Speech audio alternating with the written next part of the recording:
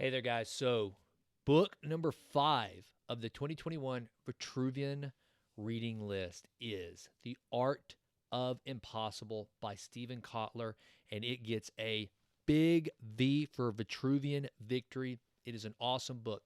Here's the main thing I love about the book. So, you know how a lot of these books on peak performance, which Steven Kotler is actually known for writing, is they profile a lot of peak performers, athletes, scientists, innovators, futurists, you name it.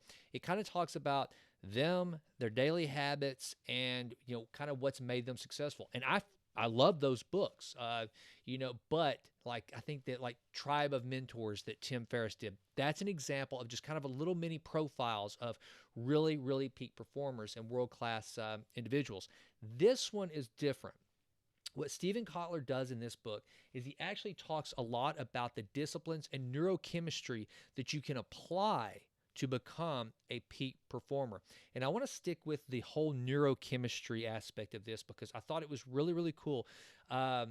So he talks about how important it is to be mindful of the actual activities that you can initiate that will then bring on the neurochemicals you need to get to where you want to go, which, as he has written about before, and what he touches on in the book, is this state of flow. And I know flow sounds kind of woo-woo, but really think of it as it's being in the zone. It's actually being in that place where all of a sudden, hunger, not even a thing.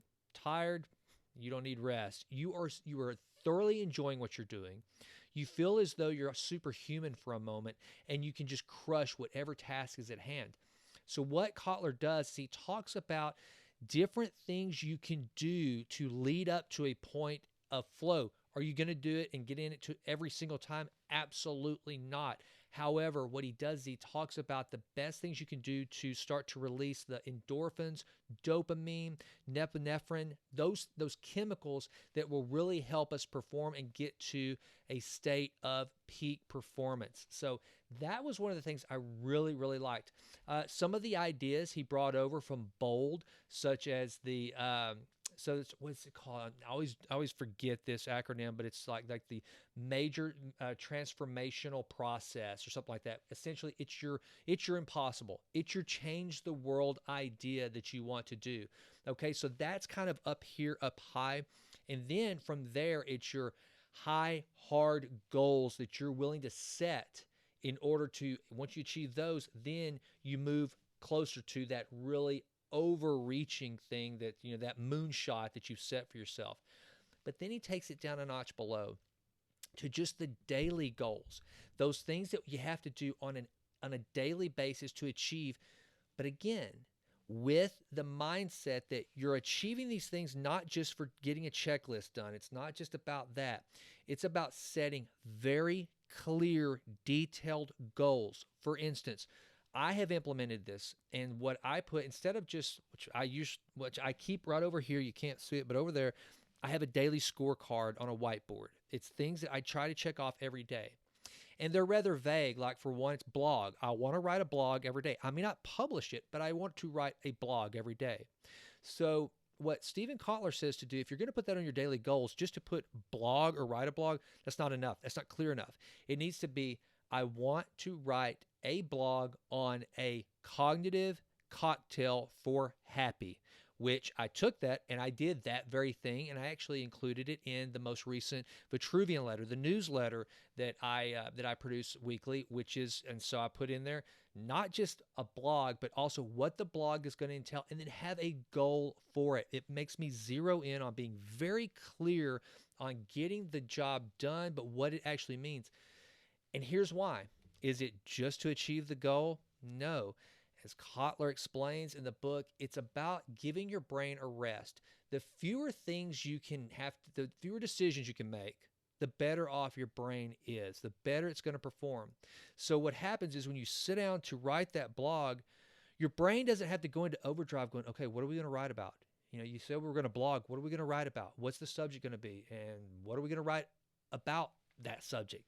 Said you've already made it clear. Your brain knows, which I don't think he touches on this, but I'm just kind of thinking out loud here, that probably sets in motion your reticular activating system, which is that kind of that subconscious scanner that's always looking to find clues and puzzle pieces to put in your brain to push forward to your conscience, so that when it comes time to write that blog, you said you wanted to write a clear, concise blog on creating this chemistry cocktail for happy. Okay, the brain's going to listen for information that will feed into that, so that when you actually sit down to write, it's much easier and you're in a much better position to get in that state of flow and just crush the blog. So with that, I got to tell you, I loved this book. I will read it again and again. I can tell you that it will be a reference book.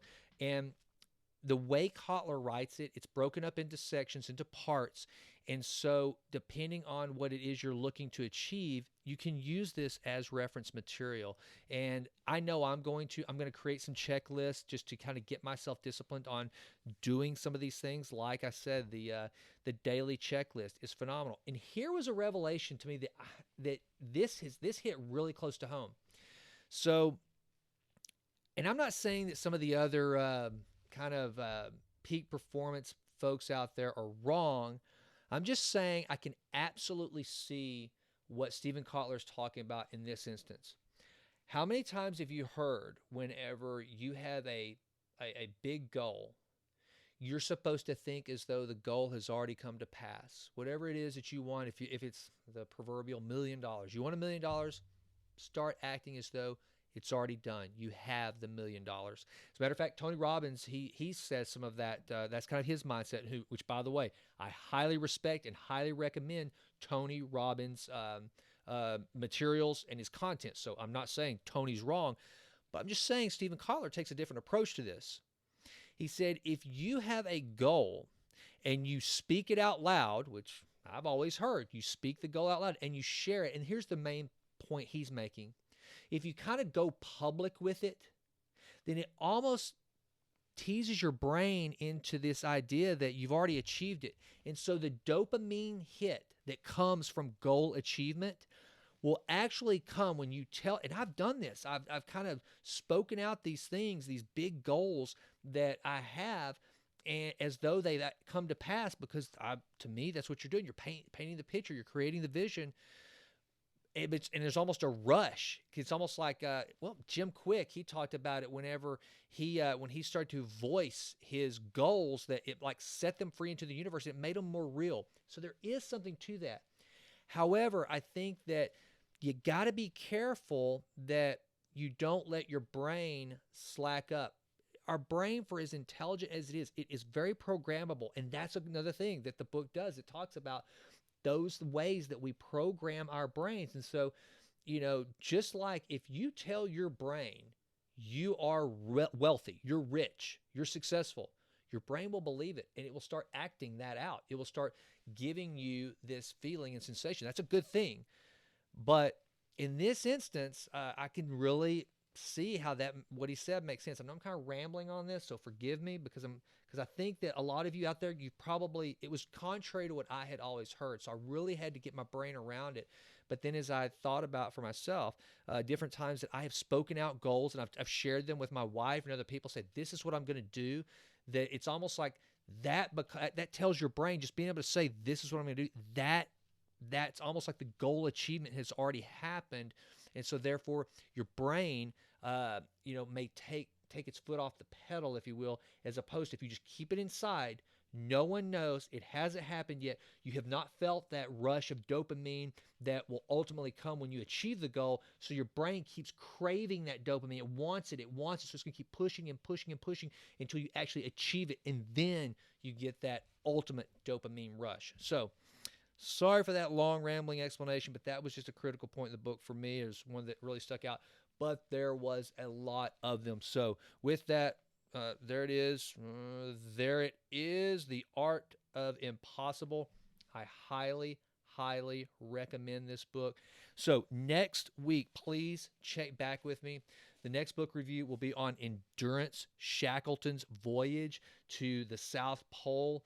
This has been recommended to me by a number of people that I highly respect, and it's a book about leadership.